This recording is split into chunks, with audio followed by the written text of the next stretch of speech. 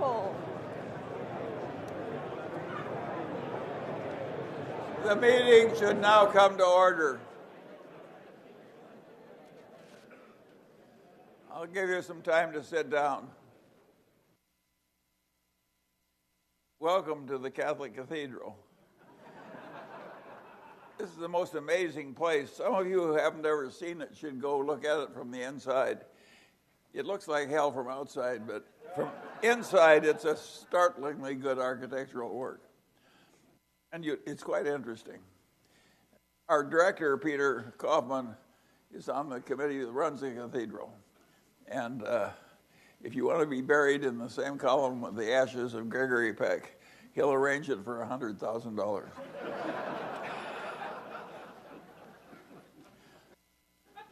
This is a very commercial crowd. You can't even die without paying. Okay, I have a script I'm going to go through, and after we're through this script, which takes care of the formal business of the meeting, we'll answer questions in the usual way, after one brief little explanation from the chairman. I want to first introduce the people who are here. I'm Charlie Munger, chairman, and the other officers are Rick Guerin, vice chairman, wave Rick. Jerry Salzman, who really runs the place. Peter Kaufman, who many of you know. I can't read very well, but that's a problem of age. Gary Wilcox, and Mary Conlon, our new director. Michelle Stevens, vice president of the Daily Journal. I'm going to wave Michelle. Michelle is the one that ran the foreclosure notice business when we made all the money. She is a hero around here. Tutu, this is our main financial accountant. Mary Jo Rodriguez, who's a pillar of the place.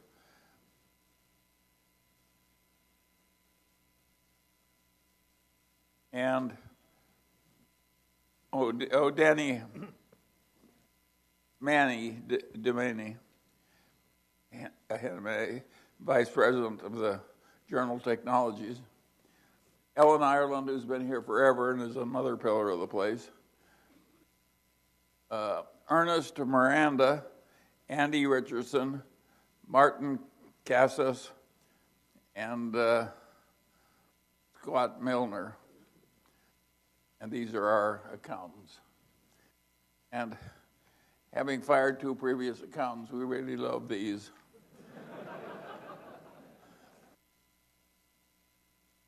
Accounting, by the way, is really difficult now. It's not an easy profession, particularly in a place like this. And I have the feeling that whoever is auditing Boeing this year is earning his money. Can you imagine how hard that would be to do? All right, we'll now proceed to the formal business of the meeting and then go on to the questions. If anybody has a proxy they haven't delivered, ignore it because we got enough proxies anyway. Ellen, will you please report the number of shares presented at the meeting? On December 20th, 2019, the record date fixed by the Board of Directors for determining the shareholders entitled to vote today, there were 1,380,746 shares of common stock of the corporation outstanding. I have a list of the shareholders who were of record as of that date, certified by the corporation's transfer agent, Equinity Trust Company. I also have an affidavit certifying the completion of the mailing of the notice of this meeting, the proxy card, and the 2019 annual report, along with a prepaid postage return envelope to the shareholders. The total number of shares represented in person or by proxy at this meeting is 1,198,911, which is more than a majority of voting power of all outstanding common stock of the corporation, and the meeting may proceed. I will attach the affidavits to the meeting minutes and have a copy of the minutes of the last annual meeting. Thank you. We will now proceed to the individual items. The first order of business is the election of the board of directors. We have enough proxies to elect all the directors whom we've named.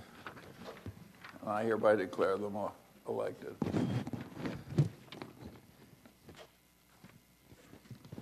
The number of shares voting in favor of the directors is rather interesting. I do not lead the list. And the single most useful person in the place, whose Salzman has the lowest number of votes. But I'm fighting to do as well as he does. At any rate, we all got practically the same number of votes. It's rather interesting. Some previous occasion, Price Waterhouse had fired somebody, and so somebody came to the meeting and had a long diatribe against Price Waterhouse, our auditor. It was very humorous. Annual meetings are very peculiar in America. And, of course, we now have the chief shareholder in practically every big company in America is some index fund. And it's weird that the voting power of America goes to a bunch of index fund operators.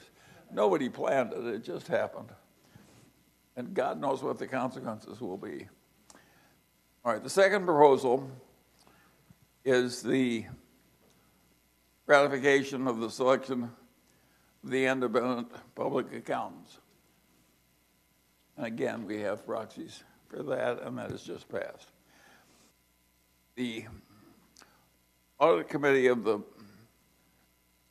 board of directors have selected Scott Milner to be the accountants, and we need a ratification of that. And again, we have enough proxies, and that passes. A third proposal is to approve the amendment to the company's articles of incorporation to adopt a majority vote standard for election of the directors. The state of California asked us to pass this, and so we're passing it. And that has just passed by reason of use of all the proxies. There requires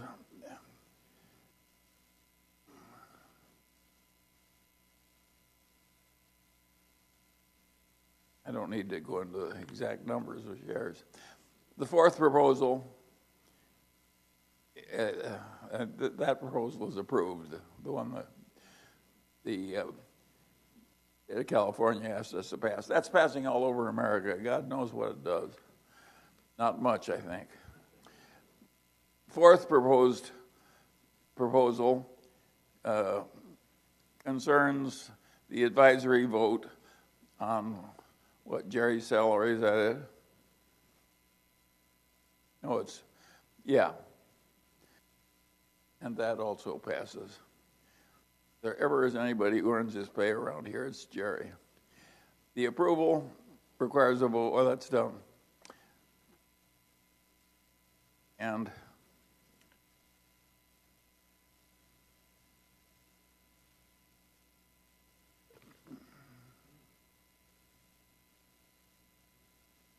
I think I'm coming to an adjournment. Oh, yes. We now need a motion to adjourn the meeting and go on to the questioning. Is there a second? All in favor? We are adjourned. I will discuss briefly the state of affairs that's reflected in our reports, and then I will take questions.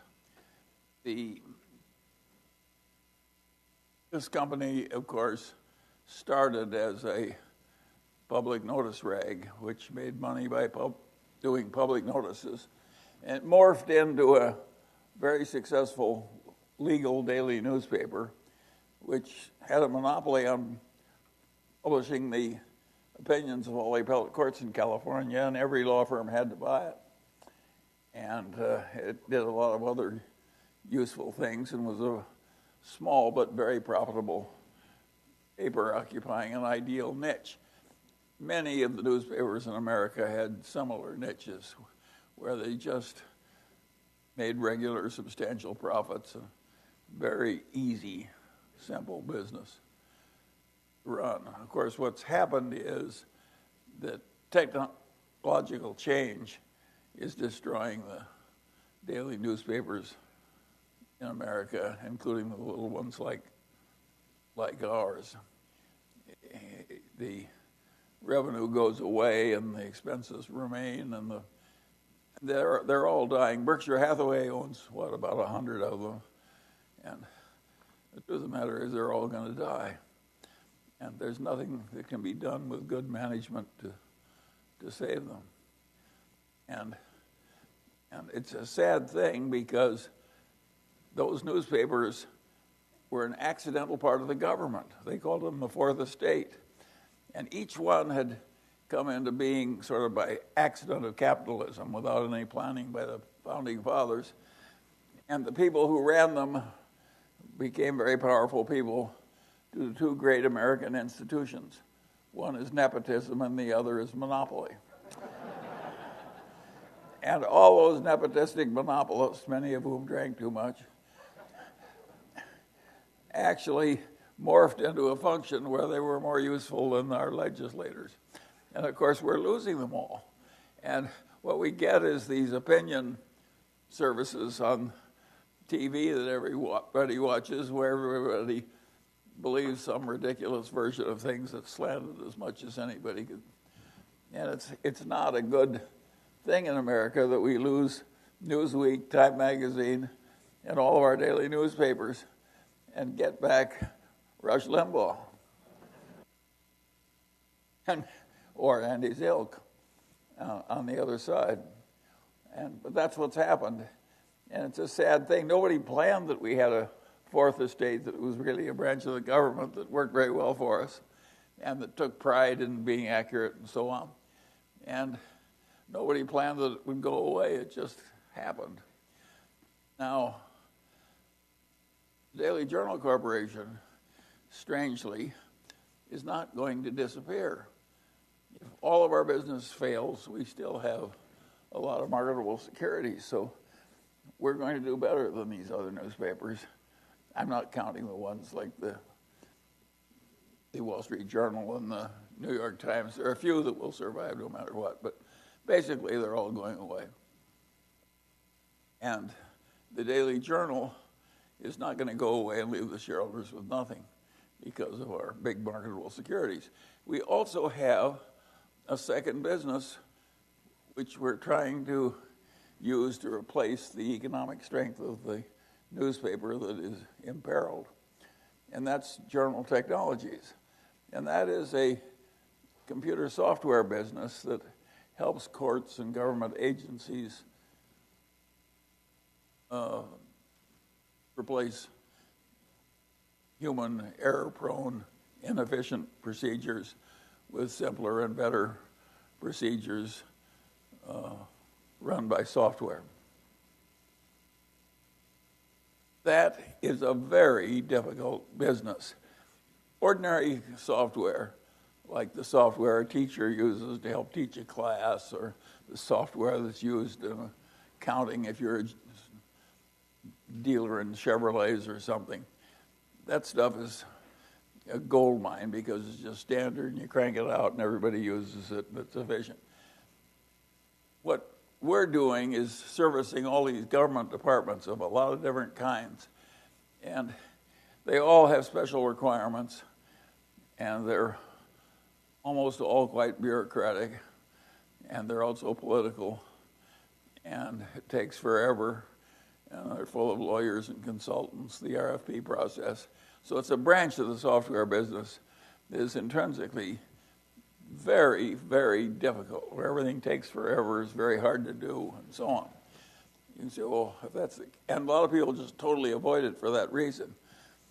They just want to crank out a few printed bits of software or distribute it on the cloud, whatever they do, and count the money. And of course, we're in a business where we need armies of people to help all these courts all over the world. automate probation officing work or court filings and so on. And it's all going to happen. So all this automation and effective software is going to happen, but it's unbelievably difficult. An RFP involving a government and a bunch of consultants is intrinsically very, very difficult. And you have to keep good nature, and you have to have huge patience, and you have to have huge talent, and you have to just keep rolling with it. And then the money comes in very slowly and has more bureaucracy. It's very, very difficult. In spite of all those difficulties and the fact that everybody at the very top of this company is very old, we've done fairly well. And don't ask me why, it was kind of a miracle. But a lot was done right just to make it to our present state. And it's a big market, but it's not going to be easy, and it's not going to be fast. And on the other hand, we all like the customers. I've fallen in love with the government of Australia. They're just such nice people, and I think it's wonderful that Australia wants automated courts.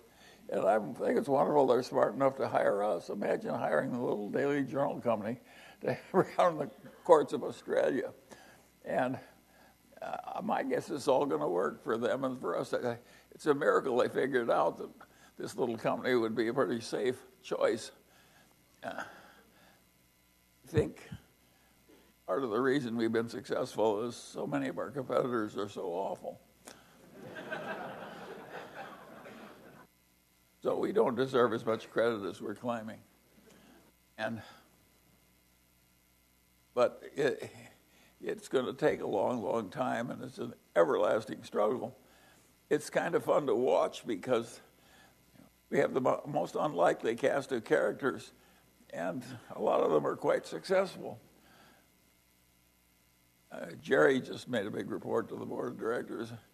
It's just amazing the goodwill with which the people attack this very difficult work and just keep everlastingly at it. And they have troubles where they go around. If somebody goes crazy, they tell them no. There are a million opportunities to do this wrong. But I think it's all going to happen. I think we may end up with a big share of it.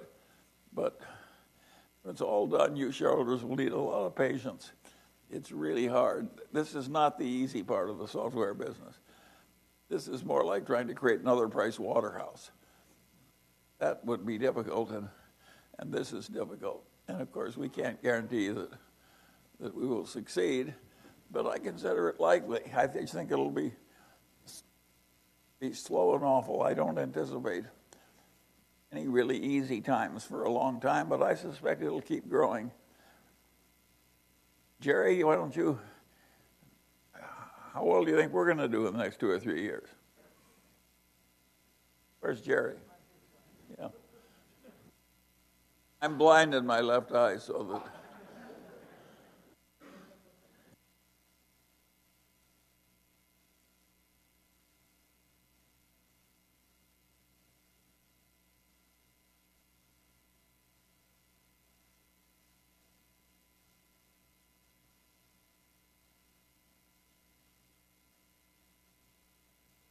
We certainly devoted a lot of energy and resources to journal technology. We have approximately 250 employees in journal technology, and we have offices here in Los Angeles, obviously, in Corona, because we acquired a company in 2013 with an office in Corona, California. We have an office in Logan, Utah, where we acquired a company there in 2013. And we have an office in Denver because our original interest in this system of serving courts started because of our interest in providing or seeing that the Court of Los Angeles, the largest in the United States at least, has sufficient resources in a service provider That's how we got involved in 1999. And we are seeing lots of changes. You take, for example, in Los Angeles. Los Angeles now uses our system to do electronic filing. Attorneys do the filing electronically. If you go down to the courts in Los Angeles where people used to have to stand in line or have a service provider stand in line on behalf of the lawyers, there's nobody there. Also, in conjunction with LA, we were able to enable lawyers to determine when they would come to court and see the judge. So attorneys are now setting their own schedule, and that reduces some of the personnel requirements at the court. These are some of the innovations that are taking place. And if, for example, you get a traffic ticket in Riverside, you're using our system to pay for that. So drive fast through Riverside. And we've made some good inroads into other California courts. We have one basic system, and we have 3, 4, or 5 different configurations of the system, one for courts, one for public defenders, one for district attorneys, and one for probation officers. So we have to only modify one system and make sure the configuration of the main system is appropriate for other agencies. This is a big advantage when we come to the point of doing installations. And Charlie mentioned the people or the projects in Australia, the government of Australia. We now have 4, 5, 6, or 7 people down in Australia, and we work for the state of South Australia and Victoria at the present time, which is Melbourne. So we have most of the courts. We have all the courts in those 2 states, and they range from mineral courts to other types of courts that we sometimes don't see here. Los Angeles in California, in each county, only has 1 court. If you went to other states, you'd find that there was a probate court, a civil court, a family law court. It just goes on and on and on.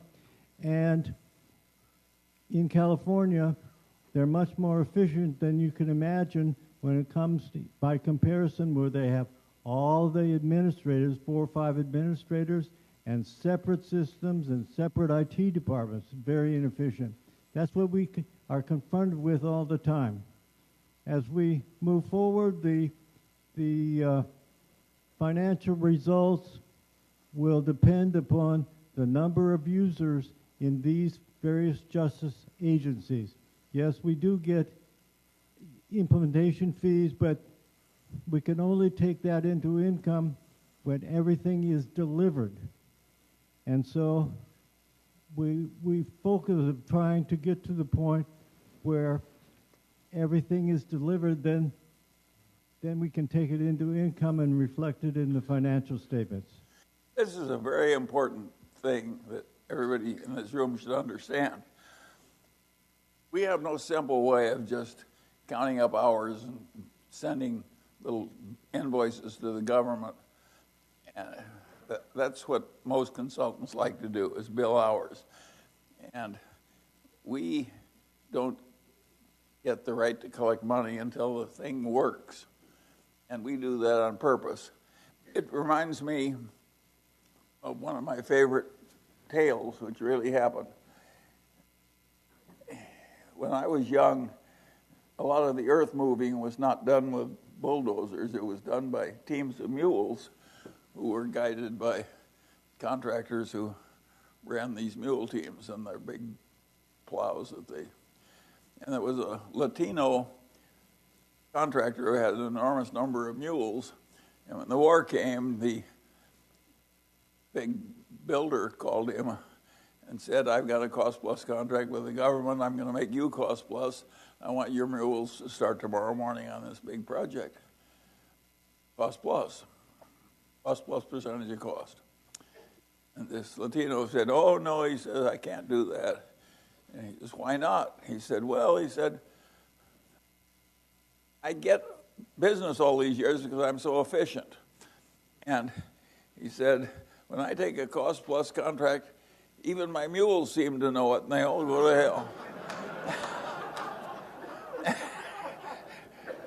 And that's the Daily Journal's policy. We're trying to avoid deteriorating by taking this awful contracting course. And we're trying to be good like that Latino contractor. And my guess is it's going to work, but you have to be very cheerful to take it because it's agony. I can't tell you how the people like Microsoft and Google and so forth, they don't want our branch of the software business. I kind of like it. Peter kind of likes it because he senses that, Peter Kaufman, raise your hand. Peter likes it difficult if he thinks he will keep it forever once he gets it. And that's our system. But I certainly can't guarantee it's going to work. It's a lot of very difficult work. And I would like to tell you we're just ass deep in talent. And we have 4 qualified people for every job. We're just the opposite. We're like a bunch of one-armed paper hangers working away at this stuff, and so far it's working. And, of course, what's happened in America, of course, is that software has grown enormously. If you take every big college in the engineering department, the most popular course is computer science. And if you go into venture capital, the most popular investment is some kind of software. And I do not find venture capital's backing of software companies pretty because there's just so much of it. And there's some wretched excess and folly and high prices and so on. It's not a scene that attracts a normal Berkshire Hathaway type. I'm not saying it won't work for a great many of them very well, but there's also going to be a lot of casualties. And I don't like it when bad stuff comes in. I don't like it when investment bankers talk about EBITDA, which I translate as bullshit earnings.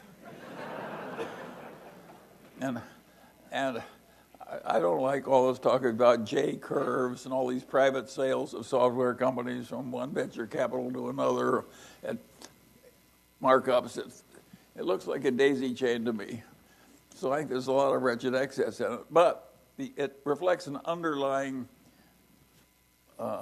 sound development, which is this huge growth of software changing the technology of the world. But it's going to have some unpleasant consequences because there's so much wretched excess in it. And I bet, I don't know what, around this room, almost everybody has somebody in software in the family. I've got 2 people in private equity in my family. And private equity has grown into the trillions. And, of course, it's a very peculiar development because there's a lot of promotion, a lot of crazy buying. It's what I call fee-driven buying, much of it, where people are buying things to get the fees. I'm not used to that. I buy things because they're going to work for me for the long pull. As the owner, I'm not thinking about scraping fees off them on the way. It's just a very different. It makes me very nervous to have all this fee-driven buying, and whenever they're successful, I just raise a fund that's twice as big as the last one, and throw more money at more deals. And of course, with more money and more overhead, it's an ending demand for fees. But will the world provide wonderful results for all these people? The answer is no, it won't. It's going to be a lot of tragedy. And in the past, the people who did well in venture capital were the clients of Sequoia, which is one of the best venture firms that ever existed in the history of the earth. But there aren't that many Sequoias, and Sequoia had such a wonderful record because it kept itself small. And now everybody is trying to be enormously large and to grow enormously and hire more and more people and collect more and more fees. And it's weird, and it's not going to work perfectly. And I am trying to give you the same service my old Harvard law professor gave me when he said, "Tell me what your problem is, and I'll try and make it more difficult for you." By the way, the guy that told me that was doing me a favor. It's a pretty good way to proceed. I have this saying, a problem thoroughly understood is half solved. It's hard to understand it well. And well, I guess that's enough for the Daily Journal. You're in for a long, difficult ride. And not only that, the damn leaders look like an old people's home. I'm 96. Rick is 90. Our CEO is 80. I mean, if you're not decrepit, you don't belong here. And I think we will gradually work things out in spite of this aged group of directors. After all, we've got a young man like Wilcox who's past retirement age. And of course, we've got a new director, Mary Conlon, who put up here partly to make the rest of us look good, or bad, rather. But it is all these odd results in capitalism. It is peculiar that one little newspaper is full of marketable securities, and it's probably not dying, and it may actually succeed in a business none of the people understood. None of the people I've named is a computer software engineer. And it's weird. And yet you people who come from all over the world to this place, you're as nutty as we are. And if you ask me, I think it's slightly more likely to work than not work. And it's a very good thing to be doing. The world needs what we're trying to do. And we're trying to reward the right people and really trying to serve the customers. When it comes to customers, my model, my ambition is to be as close to Costco as I can possibly be. I've never been associated with a company that works harder than Costco to make sure the customers are served well. I mean, I just love success that occurs that way. And I hate success where you're deliberately trying to cheat people or sell them something that's not good for them, like gambling service in Las Vegas. By the way, I'm not trying to irritate our customers in Las Vegas. I'm doing it by accident.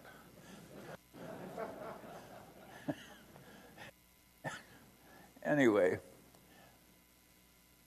but I do think there's something to be said. You have the option for selling stuff that's good for people instead of stuff that tricks them. And at any rate, that's our approach. And I would choose that approach even if I made less money. I, in fact, think you make more. It reminds me of Warren Buffett's favorite saying. He says, you should always take the high road as it's less crowded. And that's the system. I think the politics of the country are weirdly awful because of the excesses of hatred that you see everywhere. In California, with the gerrymandered House of Representatives, they have the only danger of getting tossed out of the legislature is if you're a leftist, somebody to the left of you may come in. If you're a rightist, somebody to the right of you may come into the primary. And this creates an awful legislature where the individuals hate each other. And there maybe will be 10 sort of sensible Republicans and 10 kind of sensible Democrats in the California legislature. And every 10 years, these nutcases of the right and left get together and throw all the sensible people out by gerrymandering them out, because they all agree that the people in their own party that are near the middle are horrible. Well, that is a crazy way to be governed. And it is not pretty. And I have no solution. It's just interesting. Warren said to me the other day, he said, it's so interesting now, he says, I would like to stay around for another 30 years if I couldn't participate, if I could just watch. And I said, I'd sign up for that too. It is very interesting. It's weird. And think of how different television is when Cronkite is gone and we have all these clowns on the opinion service lying to us in a very shrewd way. And they're really good at it. You know, the ability to mislead people is greatly underestimated. Any good magician can make anybody see a lot of things happening that aren't happening and not see a lot of things happening that are happening. And of course, we're all dealing with various people who, through practice evolution, have been good at misleading us. And so it is very, very hard to be rational and to stay sane. Of course, that's part of the reason that some of the companies that I've been affiliated with have been successful. It's not that we're so smart, it's that we stayed sane. Because a lot of what goes on is absolutely nuts. And we all see it in politics, of course. It's even sillier than it is in business. Although sometimes we businessmen try and get into our share of the stupidity. And you people come from all over the world to this thing out of some deep hunger. I regard you as nerds because I was once one of you, and I know a nerd when I see one. And you come here because some fellow nerd has managed to succeed despite his defects, and you need a similar result. And you know something that's really odd is you're right. If you could learn some of our tricks, you can get more success out of life than you deserve. That's what's happened to me. And how did it happen? I tell you how it happened. It's obvious that I got better life outcomes than I deserved based on energy or intellect. And of course, that's an interesting process, and everybody would like more of it. Who doesn't like to get a lot more than one deserves? And I stumbled into a few mental tricks early in life, and I just used them over and over again. I mean, I take the high road because it's less crowded. Of course, that's a smart thing to do. And then I feel that I was raised by people who thought it was a moral duty to be as rational as you could possibly make yourself. And that notion, which was just inherited basically from my genes and my surroundings, has served me enormously well. It's like Kipling said, you can keep your head when all around you are losing theirs. It's a big advantage. And just think of all the dumb things that are done by our politicians and our business leaders, and the wretched excess you see in the system, and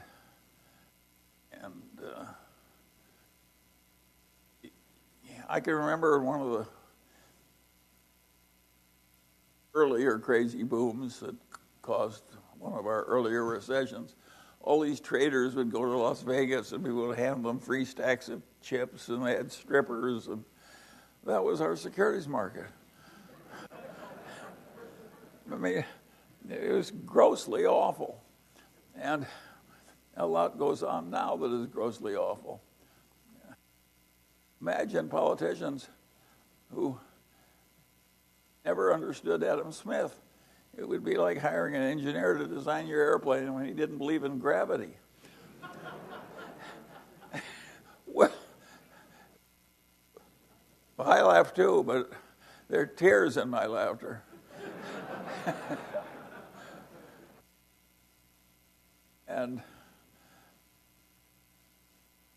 But this business of being determinedly rational does work. You should keep everlastingly at it, because it's harder to say sane than is all credible. Of course, one of the things that's wrong with the present system is the way the heads get cabbaged up by the activity, and the owners of the heads don't know what's happening. One of my favorite actors when I was young was Sir Cedric Hartwick, who was such a good British actor. He was knighted by his monarch. Sir Cedric Hartwick got old, and of course, he kept acting right on and on and on. And toward the end of his life, he made one of the great statements in the history of acting. He said, "I have been a great actor for so long that I no longer know what I truly think on any subject." If you stop to think about it, that's exactly what's happened to most of our politicians, except they don't know it. Sir Cedric Hartwick at least knew his brain had been turned to cabbage, whereas our politicians, they like cabbage. Anyway, and of course, the young people that want to shout out their resentment of this and that, I always say what they're doing is pounding it in. Nobody's listening to them when they shout out. They're just pounding a lot of nonsense in. It's a big mistake to pretend to practically anything, because you become what you pretend to be. Now, sometimes that works. I knew a couple of no-goodniks in my youth who became leading philanthropists, and they did it just to mislead people. But after they'd done it for a while, they became legitimate philanthropists. And that always gave me the conclusion that hypocrisy really is better than most people think. It does change you to constantly pretend one thing or another, and of course, it changes you to say something repeatedly. I always felt that Ronald Reagan, who shifted from Democrat to Republican, his acting career failed, and he was hired by General Electric to run around and give right-wing speeches. Of course, he became a Republican, but in a world where that's the way your own mind tricks you, of course, if you have some prophylactic measures where you're more cautious about your views, think of how we'd all love to have a bunch of children who were a little more cautious about their views. I've got some children in the audience. They're, by and large, a pretty good bunch, but if I had my druthers, there's a thing or two I would change. Well, you can laugh, but that's the way life works. Well, it's enough of ruminations of one. Imagine coming to listen to some 96-year-old man. Amazing. I'll take questions now from anybody. Go ahead. We'll probably have to wait for a microphone. We have microphones, Jerry? Hello? Oh, yeah. Okay. Good morning, everyone. Mr. Munger, Bill Brewster here. Thanks for doing this. In the past, you've referred to value investors as a group of cod fishermen and suggested that they maybe fish in a different pond. Conversely, you've also discussed how over a long enough time frame, an investor's realized return would mirror the business's return. So given that many of the highest quality businesses are in the U.S., wouldn't some of our time be best focused analyzing the quality of the businesses here in the U.S., and I understand that the odds offered on the bet matters a lot, so I'd be curious to hear in your mind how you weigh the quality of the horse versus the odds offered on the horse. Thank you. Well, both are important, but basically all investment is value investment in the sense that you're always trying to get better prospects than you're paying for. And so, but you can't look everywhere at once, just any more than you could run a marathon in 12 different states at once. And so you have to have some system of picking some place to look, which is your hunting ground. But you're looking for value in every case. And what is interesting to me is you talk about the U.S. I don't agree with you. I think the strongest companies are not in America. I think the Chinese companies are stronger than ours, and they're growing faster. And I have investments in them, and you don't. And I'm right, and you're wrong. Well, you can laugh, but I just spoke a simple truth. He was here. I saw his face in the audience. He's the most successful investor in the whole damn room. Where does he invest? China. And boy, was he smart to do that. And is he good at it? Oh, that it really helps if you know which hunting ground to look in. In fact, we all do better hunting when we're hunting where the hunting is easy. I have a friend who's a fisherman. He says, I have a simple rule for success in fishing. Fish where the fish are. That's you want to fish where the bargains are. That's simple. If the fishing is really lousy where you are, you should probably look for another place to fish. Somebody else? Dear Mr. Munger, my name is Vishal Patel. I'm a portfolio manager from Toronto, Canada, working for Dynamic Funds. It's my third year here, and I love coming back each year. I want to thank you for your time. Over the years, you've shared lots of comments about India and China. I would love to hear any and all insights you have about your friendly neighbors to the north, whether it's our Canadian political system, banking system, housing sector, resources industry, healthcare system. Any and all insights, wisdom on Canada would be much appreciated. Well, I'm glad you give me this opportunity. I'm very partial to Canada, and I think their socialized medicine system I think they're wise to have it. And I think they're wise to pay their pharmaceutical prices instead of ours. And I think it's wonderful that we've gotten along with Canada so well all these years. And no, I think you should be quite pleased with Canada. I don't think it helped you to have two different languages spoken. That was an unfortunate accident. But I basically like Canada, and I think in some ways you do better than we do.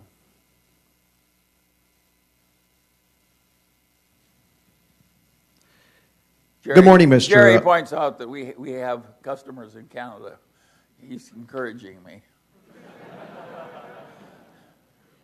Yes, go ahead. Good morning, Mr. Munger.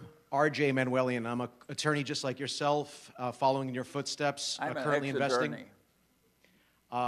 I had a question regarding investing. With computers and artificial intelligence rapidly getting better at investing than humans, what should analysts and portfolio managers in the investment management industry do to remain competitive?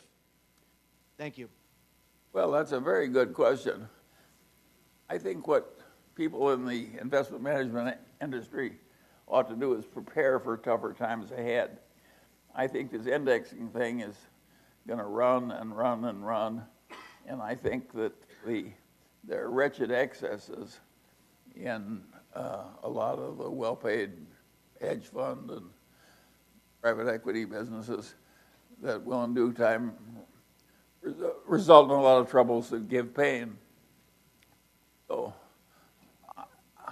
everywhere I see the endowment managers have the same mantra. They want fewer and better investment managers. That's not going to be good for investment managers. And the rest of the people are indexing. Now, do you want any other cheery news? The cheery news is that if you think the way we nerds think and keep at it long enough, you'll do all right. But if you go with this crowd, I think there's pain ahead.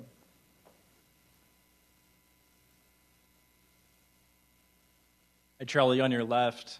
My name's Jonathan Bird, and I'm from Phoenix.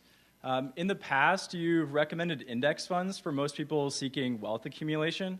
And in the past, Warren Buffett has recommended using the sell-off strategy for income as opposed to chasing dividends. If we synthesize those ideas, it seems like the best course of action for investing over a lifetime is to use index funds for accumulation and the sell-off strategy for income in retirement. Would you agree with that? And if so, what benefits do you see in using that strategy? Thank you. Well, I think the reason it's growing is that for most people it does work better. And on the other hand, there's a huge proclivity to gamble. It's very interesting to play in a game where the returns are variable. And so there's a huge lure that comes to gambling. So in China, the ordinary holding period for the individual investor is short. They love to gamble in stocks. This is really stupid. It's hard to imagine anything dumber than the way the Chinese hold stocks. And they're so good at everything else. It shows how hard it is to be rational. But I don't think investment management is going to... I think there are lots of troubles coming. There's too much wretched excess. Charlie, my name is Parth Chaudhary. I'm an investor from India. Once again, I want to thank you so much for the time that you spend with us and give us so much of your time. I had a question regarding the Stoics. It's something I've read after you've started. You actually mentioned it. There's a great, anybody who's read your life, you're a testament to the idea that to not be a victim, but to be a survivor. And it's an attitude that has helped me in my short life so far. Could you perhaps expand on that idea, how it's helped you, and how that is perhaps one of the greatest ways to live your life out, regardless of what happens to you? Well, of course, feeling like it's rather interesting to make change. Some people are victimized by other people. And if it weren't for the indignation that causes, we wouldn't have reforms that we need. But that truth is mixed with another. It's very counterproductive for an individual to feel like a victim, even if he is. Best attitude is just to be cheerful about everything and keep plugging along. And therefore, I don't like politicians that get ahead by trying to make everybody else feel like a victim. And they make my flesh crawl. And I just don't believe in it. Of course, who wants to be a victim instead of a survivor?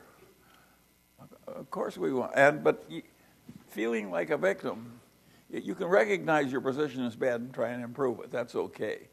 But to have a deep feeling of victimhood and it's all somebody else's fault is a very counterproductive way to think. People don't even like being around it. It's really stupid. And yet our politicians build on it and try and make their careers work by doing something that's very bad for all the people they're talking to.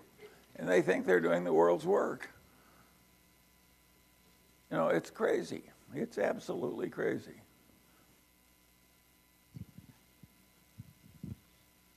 Hi, Mr. Munger. Yeah. It's a privilege to be here with you. My name is Paul Smith from Boulder, Colorado. The Daily Journal and Berkshire own a lot of the very large banks. I suspect many people in this room do. I know I do. Kind of tailgating you and Mr. Buffett. My question is concerning some of the fintech technologies coming up. Your position on crypto is very clear, but some of the other fintech technologies, my question is, do you see them as being a threat to the long-term profitability of those large banks? Well, I don't know much about crypto technologies except to avoid them. So, and by the way, I have a lot of things. I have what I call the too hard pile. And if you're fit in my too hard pile, I throw you into my too hard pile and don't think about them. Now, every once in a while, I take something on or drift into something really difficult. And then I continue doing it just because I'm perverse. The Daily Journal is basically a ridiculous enterprise. It's really difficult. And I'm enormously rich, and I'm 96 years old. Yet I care terribly how it works out. A little insane. I don't wonder why would you come here and talk to a nutcase like me? But no, I hate things like Bitcoin. I mean, I hate things that are intrinsically antisocial. Of course, we need real currencies.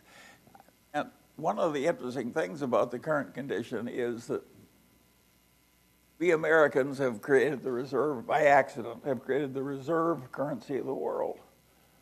And the world needs a reserve currency. And I don't sense any great sense of trusteeship among my fellow Americans for behaving very well in our responsibilities to the rest of the world with our own currency. Our attitude is we'll do what pleases us. That's not my view. I think once you get a big responsibility to other people that are depending on you, you ought to think about them too. Mr. Munger, we have record budget deficits, record unemployment, and record expansion of the balance sheet. Why do you think we don't have inflation? And secondly, could you recommend some good books you've read the last year? Well, regarding inflation, you know, the economists of the world thought they knew a lot more than they did. What has happened is weird, that in response to the Great Recession, all the nations of the world have printed money like crazy and have bought all kinds of investment assets.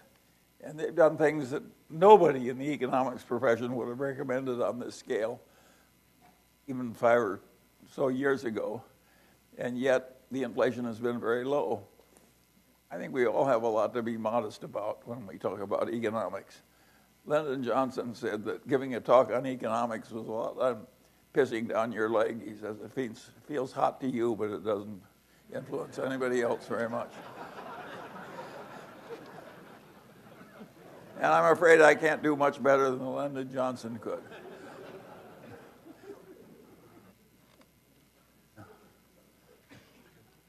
Books? Any books you recommend? Oh, books. Well, people send me books more than I can read. And I've gotten so I skim a lot of them very rapidly. And I'm not sure I'm the right one anymore to do. Books are so important to me all my life that I find that I used to read fewer books and read them better than I do now. And of course, I don't see very well. So maybe you should talk to some younger man about your books.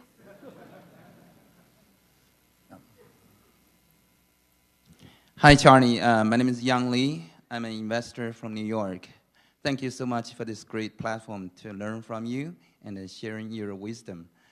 My question is about your outlook for global market and economy, especially given the slowdown in global economy driven by Chinese economy and also the rise in geopolitical risk. So what's your take on market and economy going forward? Thank you.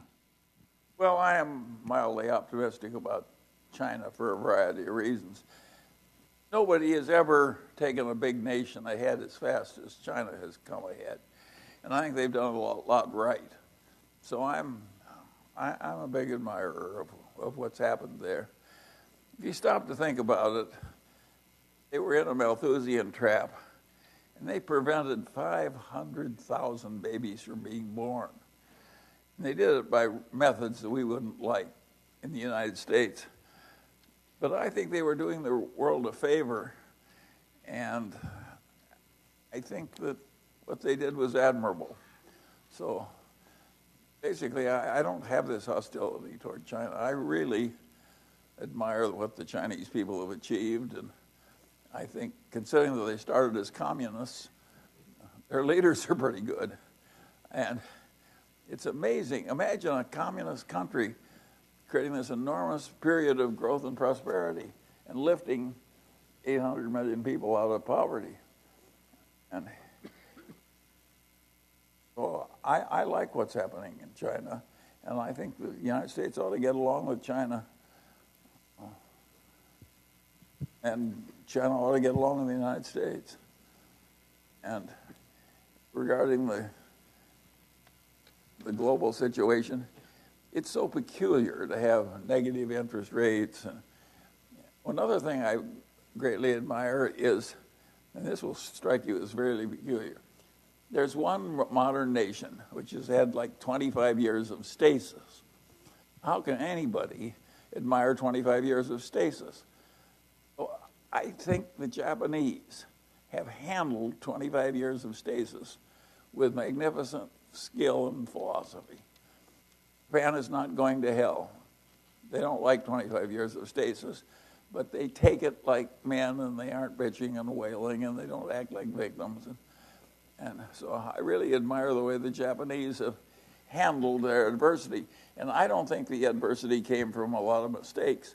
I think the adversity to Japan, they were an export powerhouse, and up came China and Korea. Of course they had some troubles. We'd all have troubles if we had way tougher competition. And so I think that's I don't think Japan's stasis was Japan's fault. I think it just happened. And I think they bear up in it magnificently well in order to be greatly admired. And of course, they got into this defect-free manufacturing ethos in a big way and led the world in it. So I think the United States has a lot to learn from Asians. Think of how everything's clean in Japan. You don't see any homeless sleeping defecating in the street either. Oh, I think there's a lot to be said for Japan. Charlie, thank you very much for having us here today and sharing your wisdom and your beliefs. I was hoping that you might share with us some examples of how you've used disconfirming evidence to change some of your important, determinedly held beliefs. Well, of course, being able to recognize when you're wrong is a godsend. If you take a good bit of the Munger fortune came from liquidating things we originally purchased because we were wrong. Of course you have to learn to change your mind when you're wrong. And I actually work at trying to discard beliefs. And most people just try and cherish whatever idiotic notion they already have because they think if it's their notion, it must be good. And I think, of course, you want to be re-examining what you previously thought, particularly when disconfirming evidence comes through. And there's hardly anything more important than being rational and objective. Just think of all the dumb things you can do in life. Think of the brilliant people who are just utterly brilliant, who do some of the dumbest things. You won't have any trouble thinking of examples. In fact, most of us can think of our own action in the last year or two, and we can all pull up an example or two. It's hard to be rational. Good morning, Mr. Munger. Thank you so much for teaching us. I also want to thank Mr. Kaufman. Here comes my question. I recently watched a documentary that introduced the economic masters Keynes and Hayek. I would like to know your comments on both of them and which economic theory you would prefer. And to take a step further, if applied to personal goal setting, which model would you advise us to follow between planning and flexibility? Thank you very much. Well, Keynes, of course, was a very interesting man, and he probably had more influence on the economics profession than anybody, maybe excepting Adam Smith. And of course, I lived in the Great Depression, and his ideas were exactly right for fixing the Great Depression. And what happened was we got out of it finally because accidental Keynesianism came in, courtesy of Adolf Hitler in World War II. And so I don't see how you could study economics without Keynes. Hayek is more complicated, and I don't think I'm the world's best understander of Hayek. I've read him, and I tend to rather admire him, but I'm not sure I totally agree with him. It's too tough for me. Therefore, I quit Clement to you. Hi, Mr. Munger. Yeah. Over this side? My name is Glenn Tung. Thank you for this wonderful meeting and especially for serving food this year. I want to ask you about Tesla. The company has a market capitalization of about $140 billion. It traded last week about $200 billion in stock and traded about $500 billion in options. And the stock moved about 20% a day. Meanwhile, Mr. Musk seems thrilled to stoke this volatility. I wanted to know what your thoughts are on this situation, and particularly what your thoughts are on Mr. Musk's behavior. My thoughts are two. I would never buy it, and I would never sell short.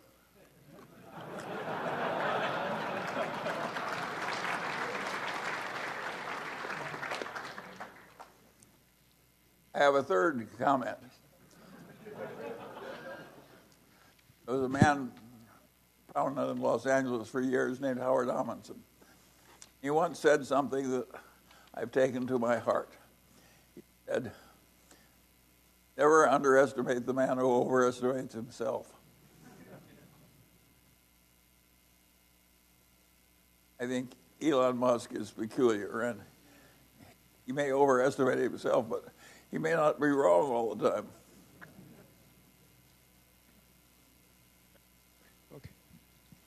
Hi, Mr. Munger. My name is Joe. I'm an investor from China. I do the venture capital. And three things. First, I really thank you for you encouraging so many investors around the world. And I hope you keep your body well and do this a little longer. And then I have two questions. First is, what do you think of the value investment in next 50 or 100 years? And second question is, do you have any advice on the industrial research or the industrial investments? Thank you. Well, I don't think I've got any wonderful comments to make about industrial investment. I do have the feeling that the world may change. And two changes that I think are possible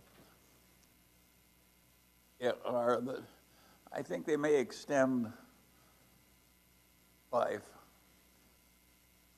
average life duration by fancy tricks. And I think they may reduce cancer deaths by fancy amounts. So I think weird things may happen. And I do not intend to make money out of any of this if it happens to me.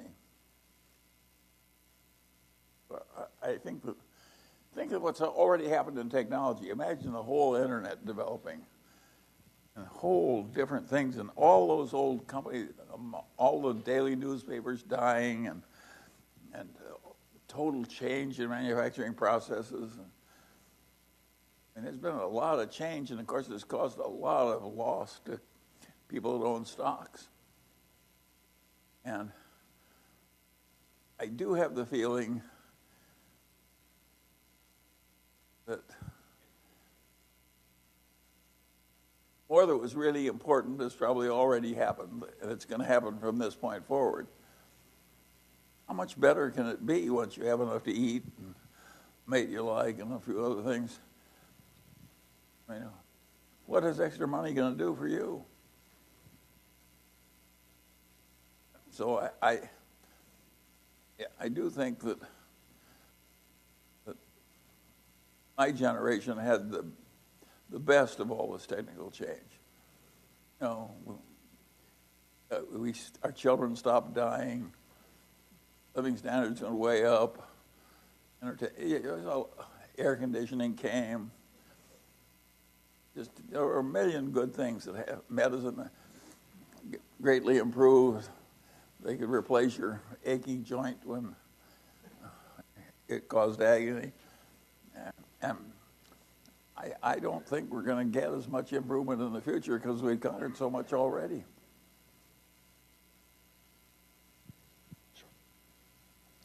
Mr. Munger, on your right. Earlier in the meeting, you mentioned the benefits of taking the high road, treating the customers the right way, et cetera.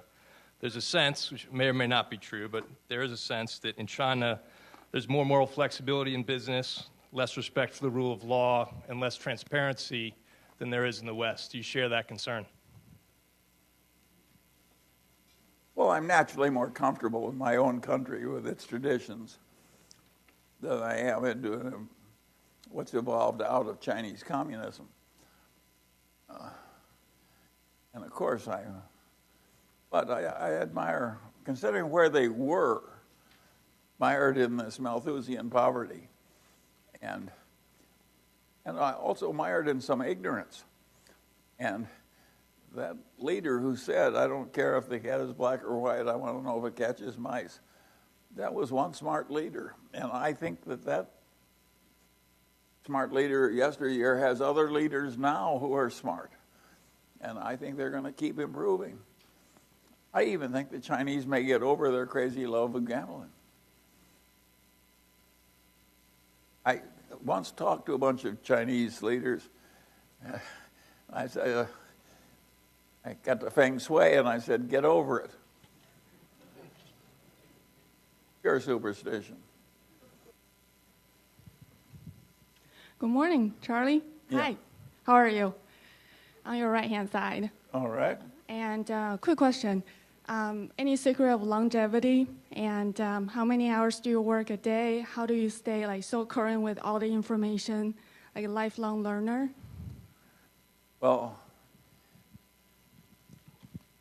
I don't think I deserve any credit for longevity. It just happened. I don't have any. There's no male in my family that ever lived any such age. And it's weird. Oh, I can't help you.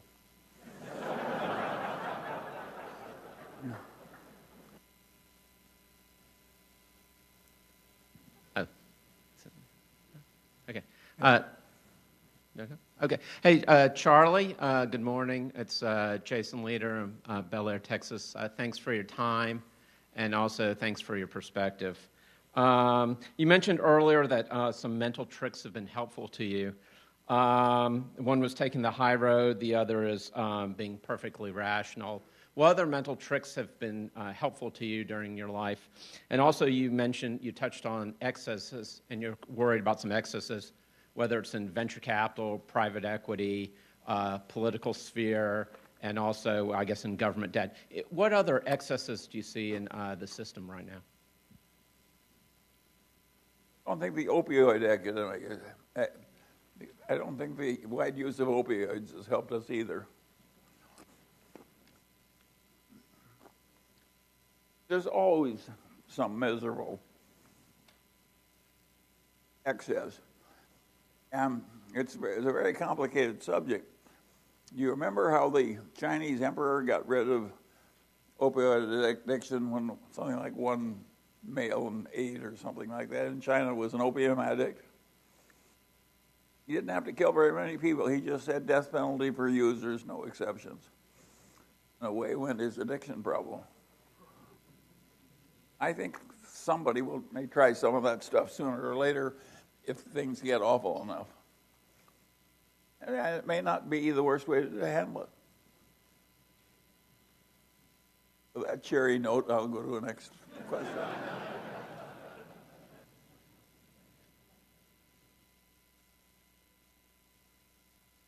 Mr. Munger over here on your left side. Yeah. I'm a father of 3 young children under the age of 14, and my question to you is, what would you recommend to teach children on how to prepare them to be successful in life? I think the best thing any parent can do is be a good example. Preaching doesn't work worth a damn. Yeah. There are over $10 trillion of securities around the world with a negative yield, and by the president's Twitter feed, it seems that he wants to bring negative interest rates to the United States. Are you for negative interest rates or against them? Negative interest rates make me very nervous. However, I don't think the authorities had much choice. It's politically impossible to do big stimulus rapidly, and the only weapon they had in a crisis was to print money and change interest rates. And I think it was probably the right thing to be done. Of course it makes me nervous. And I think, having worked once, people will overdo it. I think that's the nature of governments and people. And of course that makes me nervous. I don't know what to do about this. Hi, Charlie. I'm in the back of the room on your right. I'm Cameron Hamidi. My question is about the effects of low interest rates on insurance. Lower returns on float may be causing a tighter supply of insurance. For example, there used to be 3 main underwriters insuring all the taxi cabs in Southern California. Now it is heading towards just 1 underwriter who will have a monopoly on all commercial taxi insurance in Southern California. You have access to CEOs of Geico and Wesco and a Rolodex that we can only dream of. So do you see 10 years of low interest rates posing a systemic risk to the supply of insurance? I am made uncomfortable with the idea of extremely low interest rates, or negative interest rates, even more extreme, lasting a long time. I don't think anybody knows how those will work. So, if you are a little uneasy, welcome to the club. I think it's dangerous and peculiar. But I think we had to do what we did. In other words, I don't have any good solution for you. I think you're right to be worried about them.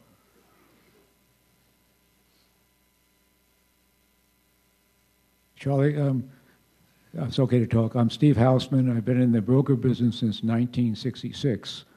I came to your meeting back in the 80s. I think we had 25 or 30 people at your annual meeting. The question I have, with the deficit so high, with interest rates, is interest rates in more of a bubble situation? And I remember back in the 70s, we had the Nifty 50. Is our technology stocks in the same criteria as it is now? It looks like there's 10, 15 stocks everybody's investing. The value situation has been down for the last 4 or 5 years.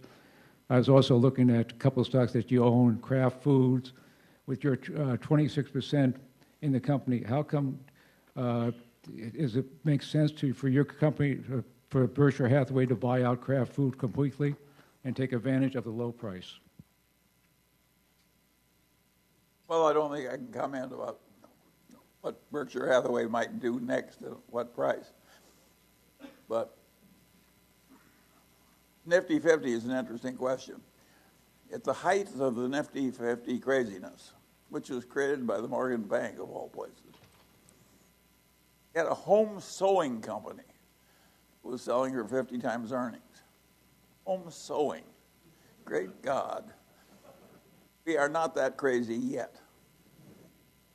So I think that a lot of what's happened is not crazy. I think these companies are very valuable now. They may be selling at too high prices, but home sewing was sure to fail. I don't think our leading tech companies are at all sure to fail. Well, I think it's not nearly, the current situation is not nearly as crazy as what Nifty 50 was absolute dementia.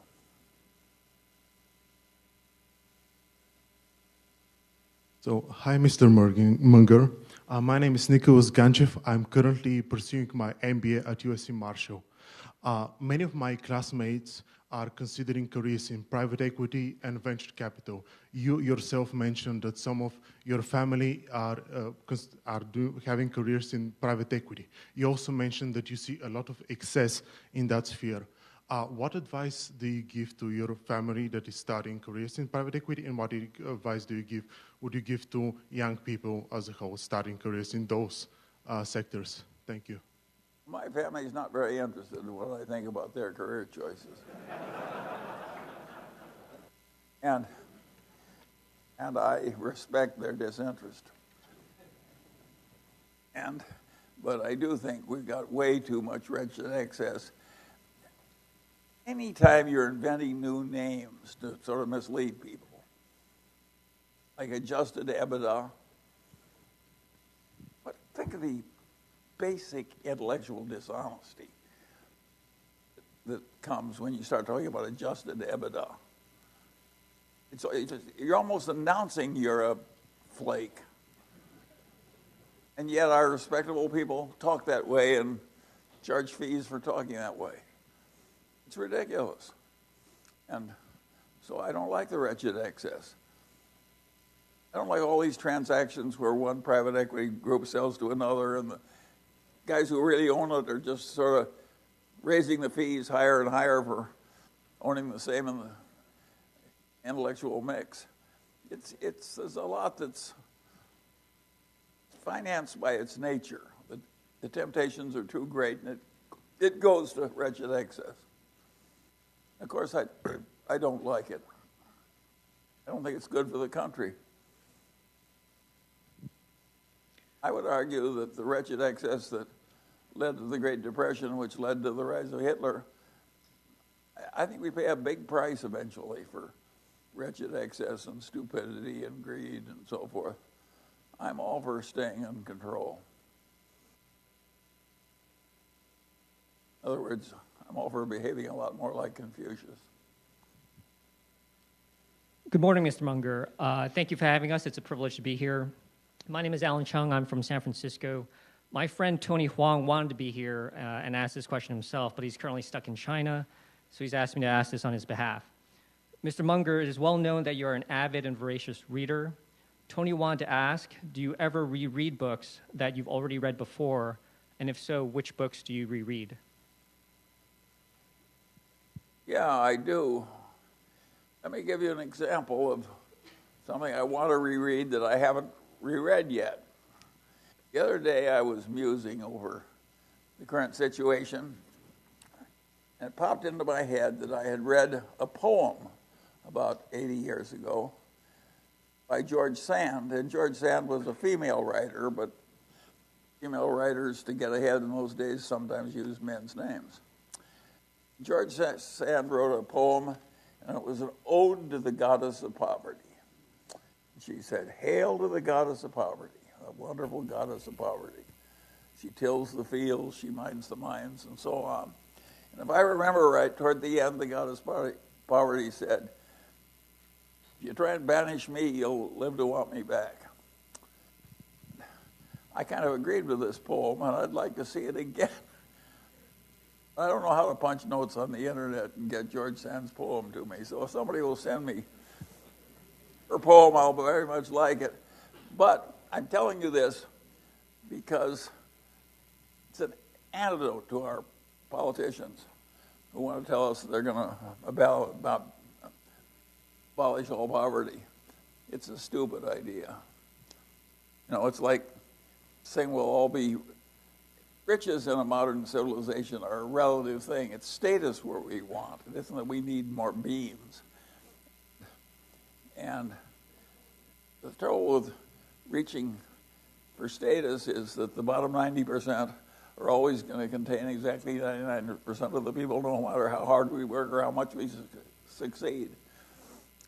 And we actually need some tough incentives in a civilization to make it work. In other words, George Sand was right. The goddess of poverty is not all bad. She's partly good. And of course, I like thoughts that I have that are different from everybody else. And I think that a billionaire who talks about the glories of the goddess of poverty is making a contribution. But only a bunch of nerds like you will appreciate it.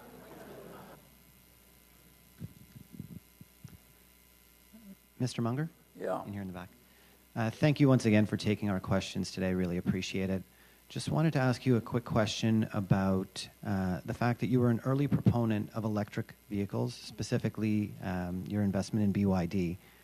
I wonder if, from your perspective today, other technologies like hydrogen fuel cells or others that may come to mind are equally important in terms of their emerging capabilities and what sort of impact they may have. Well, I think electric vehicles will be more popular than hydrogen fuel cells.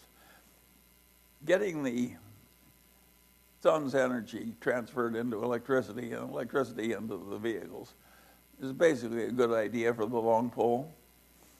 And I think all the technology is going to work. And some of it's actually improving. We may get a lithium battery that's actually quite safe and more energetic than those we have now. Well, I think that's all to the good. In fact, here in California, when I came to California, we had a petroleum club. We had wildcatters. We had a big oil industry. It was a little like Texas. I don't think we found any new oil to speak of in California in decades. I think it's dangerous to rely on hydrocarbons for energy. Of course, we've got to take more of it directly from the sun. I think that Texas will eventually get to be like California.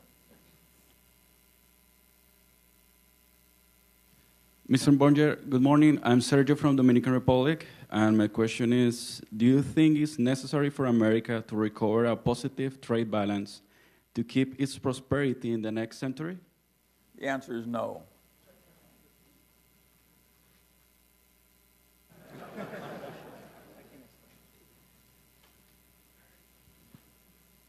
Dear Charlie, my name is Liang Hong. I visit this church today from Tokyo, Japan, where I work for one of your investees.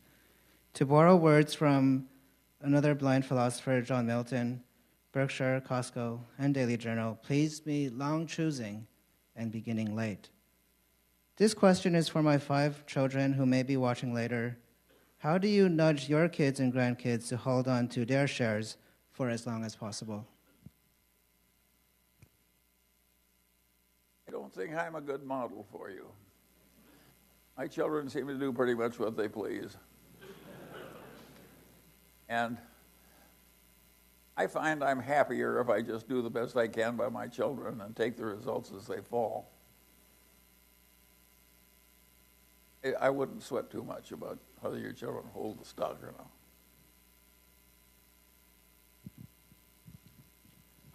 not. Good morning, Mr. Munger. Right here. I'm Ariman. I'm a student at USC, and just had a quick question. I'm 18 right now. I'm in college, and sometimes I lose interest in what I do. And you're 96, and you're so passionate about what you do. So what keeps you going? Like, how do you still have the motivation? Thank you. Well, maybe I've been lucky. I like what I do. I have wonderful partners and friends. I have a nice family. My problems are interesting to me.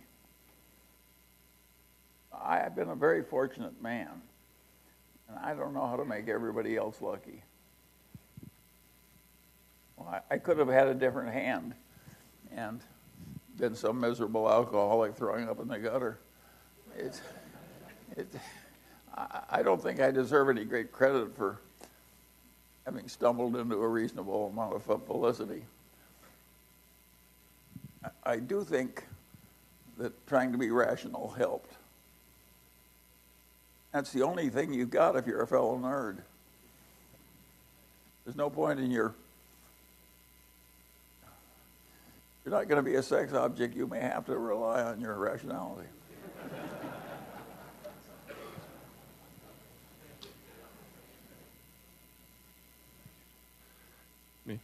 Hey, Charlie. My name is Brian Lax. I'm from Los Angeles. There's a lot of talk these days about the climate and the environment and funds divesting fossil fuels and countries trying to figure out how to generate electricity without polluting the environment. Could you give us your thoughts on nuclear power? I know Bill Gates has been a pretty vocal supporter of it. And I read that Warren used to invest in uranium back in the 50s, and he more recently helped fund a uranium bank in Central Asia. So if you had any comments on that as well, thank you. Well, I admire Bill Gates, who feels a duty to throw money at stuff that's unpopular elsewhere and that might possibly work. So I think it's an admirable charitable effort by Bill Gates, and one for which he's very well suited. I don't know whether we're going to get safe little atom plants or something, but I think it's certainly worth thinking about. The problem with it, of course, is that how much fissionable material do you want a bunch of crazy humans to have? And I don't know the answer to that question. And regarding energy, of course, we're going to have to get more directly from the sun and so forth. And I think it's all to the good that everybody's going into that in a big way.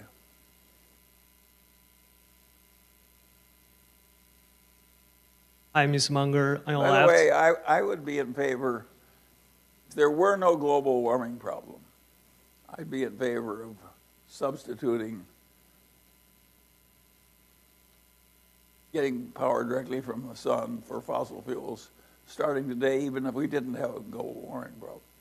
I think it's a good idea to conserve the hydrocarbons and use more solar energy. That is, by the way, not the normal attitude of other people. But I'm right and they're all wrong.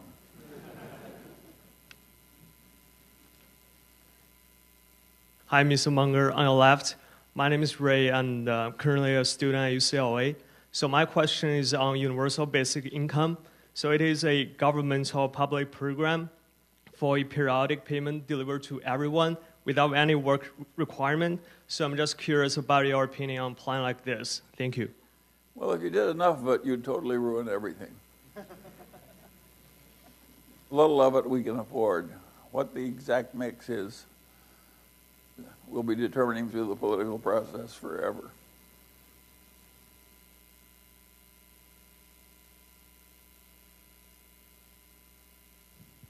Hello, Mr. Munger. My name's Chris Antonio. I'm from Marin County.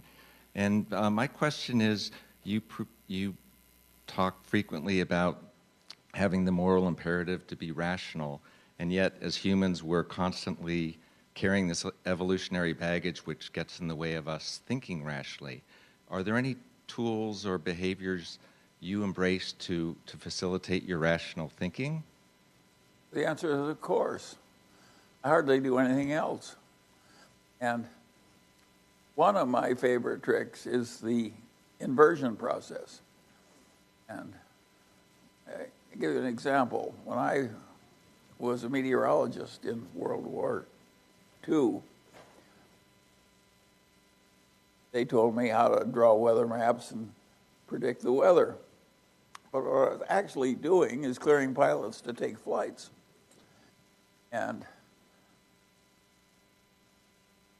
I just reversed the problem. I inverted. I said, suppose I wanted to kill a lot of pilots. What would be the easy way to do it? And I soon concluded that the only easy way to do it would be to get the planes into icing the planes couldn't handle, or to get the pilot to a place where he'd run out of fuel before he could safely land. So I made up my mind I was going to stay miles away from killing pilots by either icing or getting them into socked-in conditions when they couldn't land. I think that helped me be a better meteorologist in World War II. I just reversed the problem.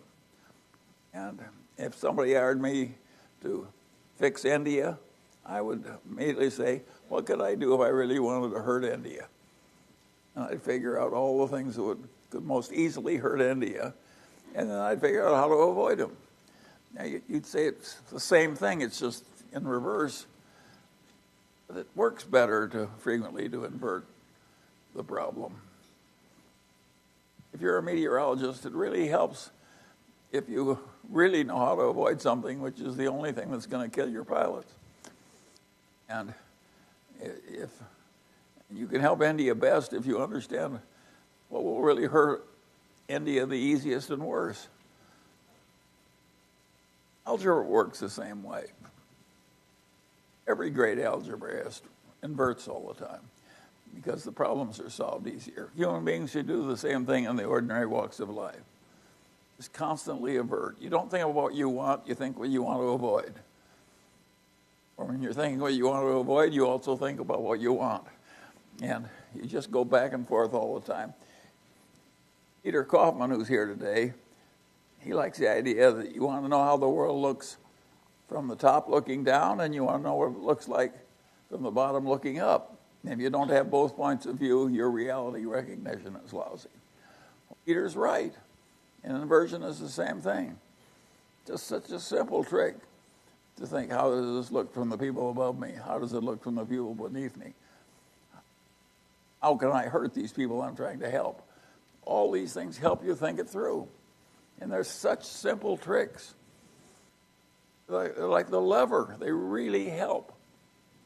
And yet, our great educational systems give advanced degrees. They don't teach people these simple tricks. They're wrong. They're just plain wrong. Hello, Mr. Munger. On your right, Michael Archagi. Yeah. I have a question about, if you were researching a new company that you've never heard of, how would you approach the research process? How much time would you spend if you performed an intrinsic value estimate and the company was expensive? Would you still continue following the company closely and researching it, or do you kind of try to get to evaluation pretty quickly, and if it's not cheap, kind of move on? How do you balance the time you spend on companies? Well, of course, it's complicated technologically. I tend to leave it to others. Now, I may make an occasional variation in that, but basically I just don't do it. I want to think about things where I have an advantage over other people. I don't want to play a game where the other people have an advantage over me. So if you have a pharmaceutical company and you're trying to guess what new drug is going to be invented, I've got no advantage. Other people are better than I am. I don't play in a game where the other people are wise and I'm stupid. I look for a place where I'm wise and they're stupid. And believe me, it works better. It's God bless our stupid competitors. They make us rich. That's my philosophy, and I think you have to know the edge of your own competency. You have to kind of know this is too tough for me. I'll never figure this out. I'm very good at knowing when I can't handle something. Jignesh Gujarati, San Francisco Bay Area. My question is about electric vehicles and BYD. Why are electric vehicle sales at BYD down 50 to 70% while Tesla is growing 50%? And what's the future holds for BYD? Well, I'm not sure I'm the world's greatest expert on the future of electric vehicles, except I think they're coming generally, and somebody's going to make them. BYD's sales went down because the Chinese reduced the incentives they were giving to buyers of electric cars. And Tesla's sales went up because Elon has convinced people that he can cure cancer.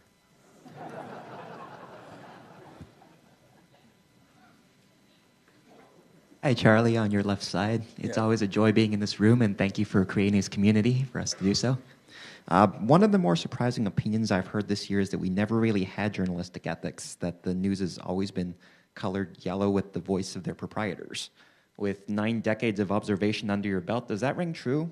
Or does the recent business model shift from subscriptions towards... No, I think those old proprietors, the people that owned the networked news and Time Magazine and Newsweek and the monopoly newspapers. I think those people were pretty good, and this current bunch are deliberately lying because it sells better. No, I like the old products of nepotism and monopoly. They were better for us than these new guys. These guys are so good at marshaling hatreds. You know, politics was once called by some famous English politician the art of marshaling hatreds. We now have news outlets that we all follow, and they're good at marshaling hatreds. Now, some hatred may have some constructive use, but they're overdoing it. The hatred is too intense. It's cabbaging up the minds. Already cabbaged up the minds of the broadcasters, and now it's cabbaging up the people who watch.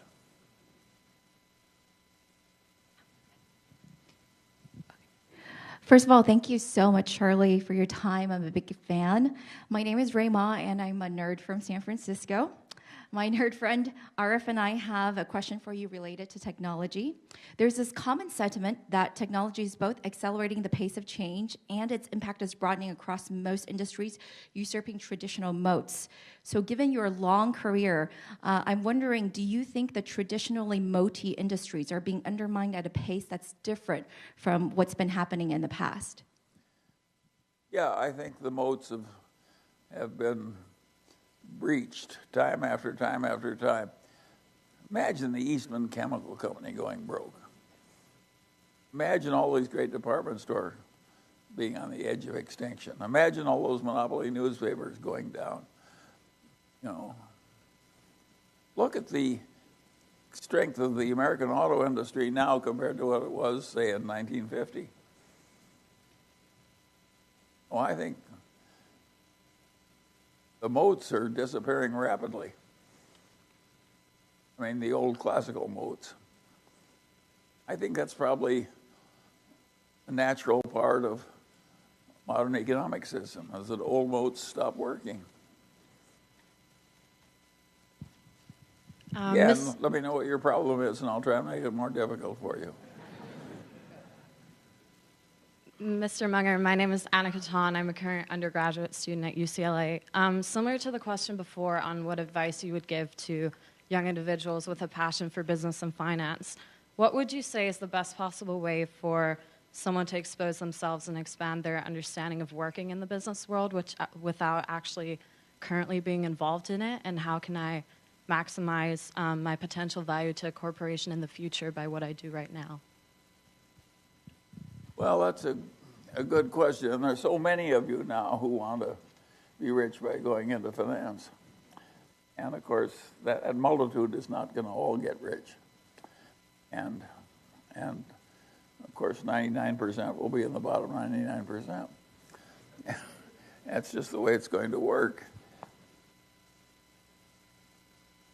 If I look at the people in my generation who were the nerds who were patient and rational eventually did well, who lived within their income and worked at being sensible, and when they saw an opportunity, grabbed it pretty fiercely and so forth.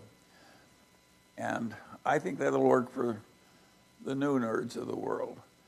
And the people who get ahead because they're star salesmen or charismatic personalities, I'm not one of those, so I don't know how to do that. So if you're not a nerd, I can't help you. And I think that the odds are that most people who try to do finance are not going to succeed. And there's a lot of wretched excess in it because easy money will always attract wretched excess. It's just the nature. It's like a bunch of animals feeding on a carcass in Africa.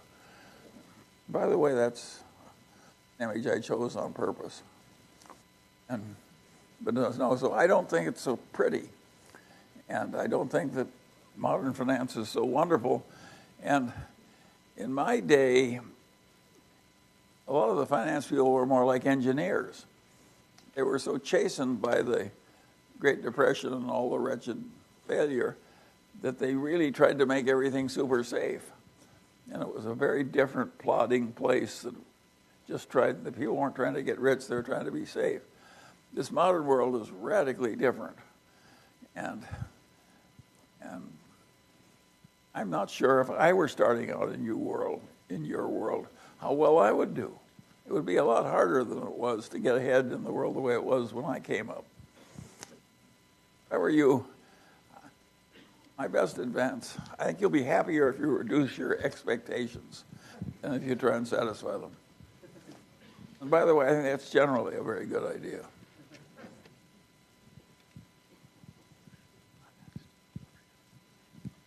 It sounds silly, but it's so obvious. You know how many of us are fairly content with pretty moderate success? That is worth knowing, because that's what most of us are going to get. Hi, Charlie. My name's Jordan Kalanigo, and I come from Canada.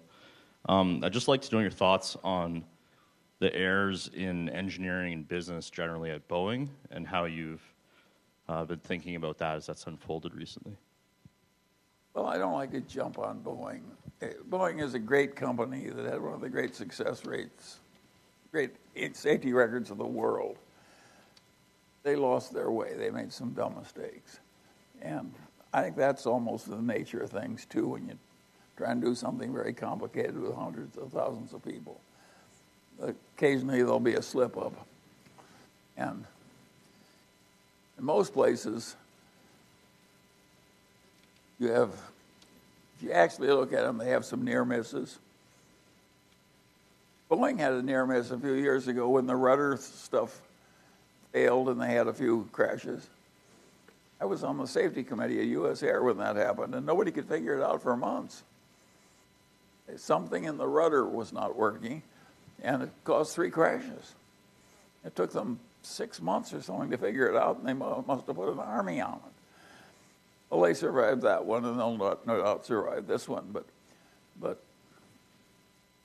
it's really expensive to make a big safety mistake. Of course, they should be avoided. Hi, Mr. Munger. My name is Alex. Thank you for all the wisdom that you shared with us since you started.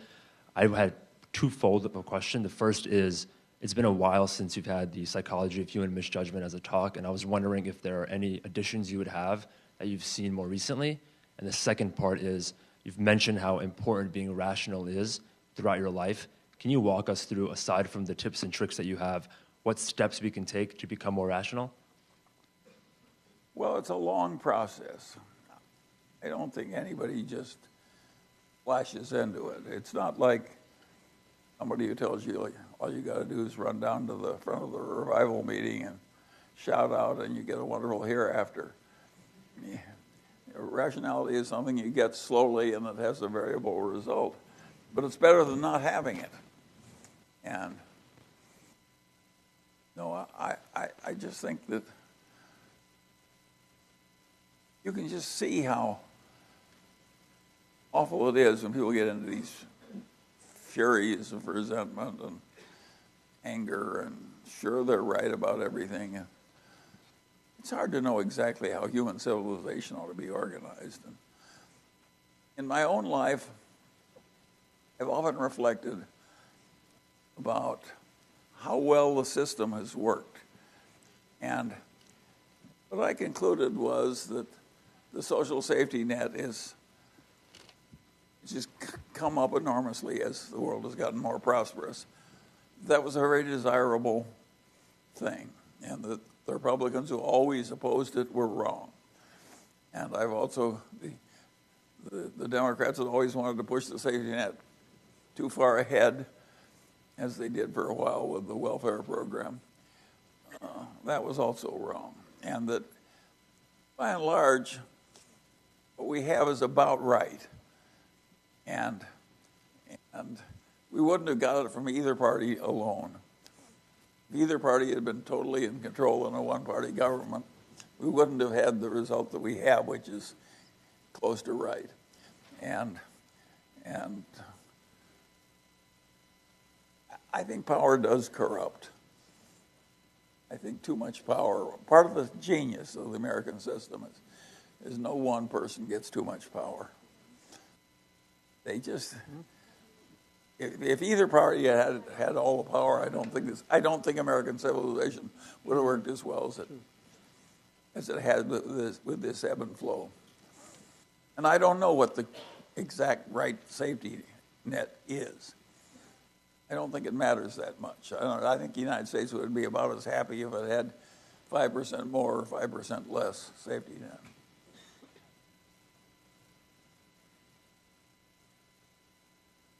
Charlie, thank you for the answer. That kind of echo with the line, one of my favorite lines from your book. It's better to be roughly right than precisely wrong. With that being said, it comes from Keynes. Could you elaborate a little bit on the Project Haven? How are you exactly or specifically doing to improve healthcare, lower the cost, improve quality, and the access? Well, that's a very interesting subject. If you take American healthcare, in many ways it's the best in the whole world. We have more brains in our medical schools and our pharmaceutical companies than the rest of the world has per capita. In fact, we may have as much brains as all the rest of the world together. On the other hand, if you actually went into American medicine, hospitals, doctors' offices, and so forth, you would find a huge amount of totally counterproductive, unnecessary activity that costs a lot and does no good or actually does harm.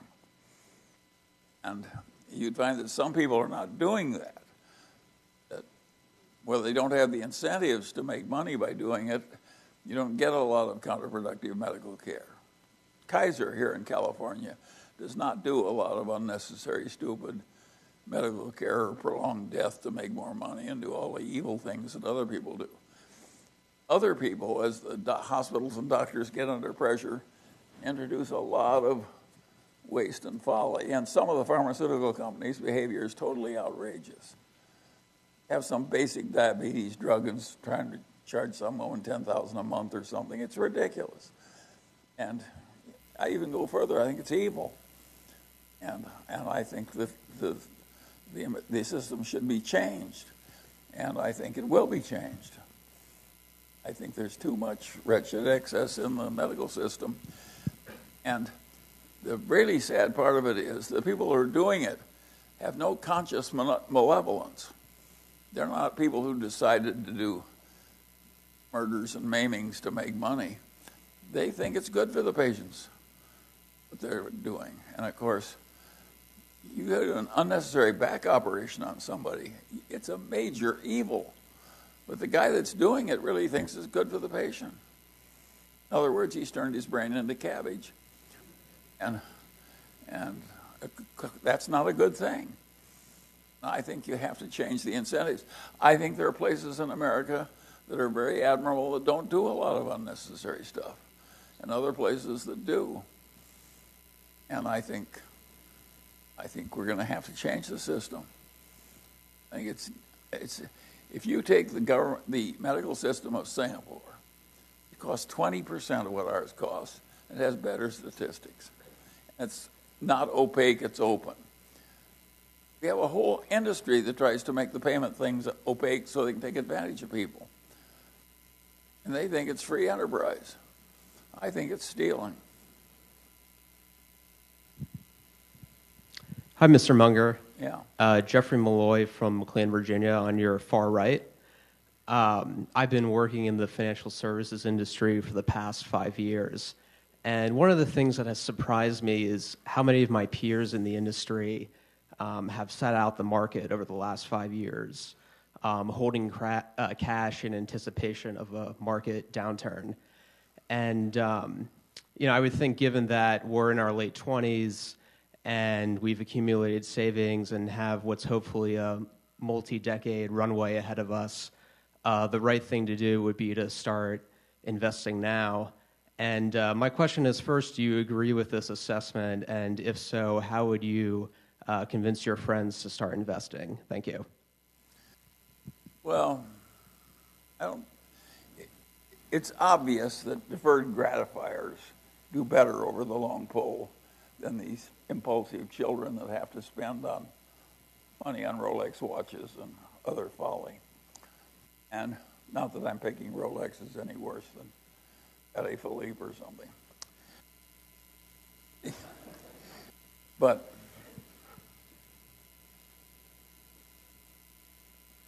I think everybody who's adult should save and not be stupid at spending money and defer gratification to get more later and all those good things that we were taught, by Benjamin Franklin, thrift and so forth.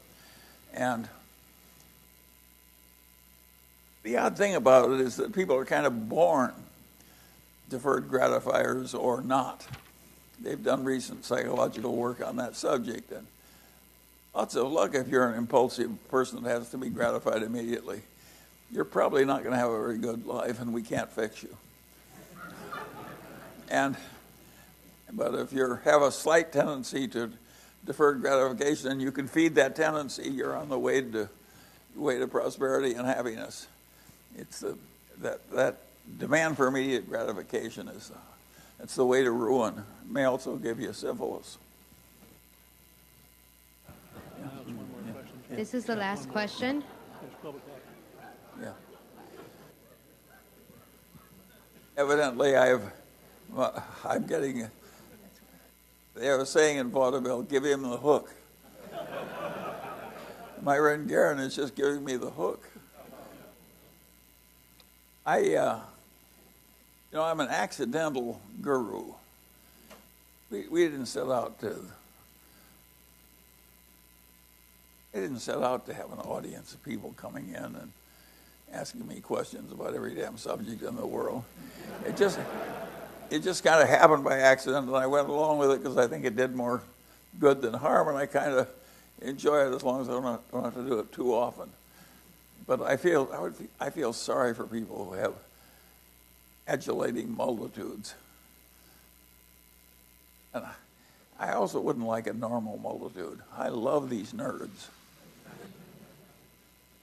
Yeah. One last question. All right, go ahead. Hi, Mr. Munger. My name is Lazar Hersey, graduating senior at Haas School of Business, Berkeley.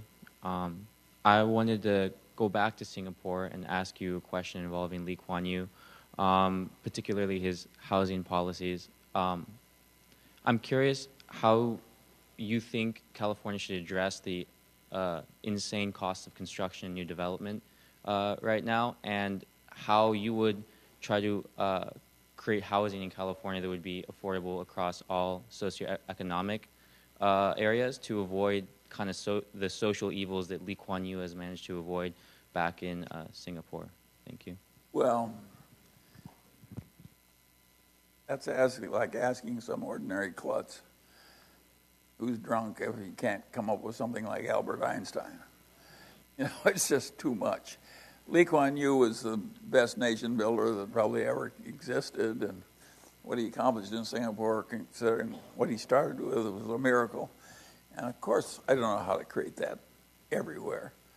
I'm not sure Lee Kuan Yew could have done it if he didn't have a bunch of his fellow Chinese there. I'm not sure that any other ethnic group would have done it. I think he had it looked like a terrible hand. And by the way, there's an interesting story there. He needed an army when he first took over, and nobody would help him. And only one nation in the whole world would help him, and that was Israel. And he said, how can I accept, I'm surrounded by Muslims who hate me.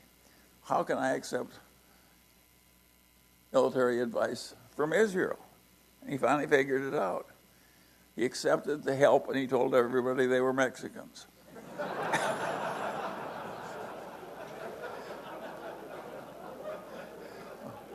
Well, with that little joke, we'll end the meeting. Thank you.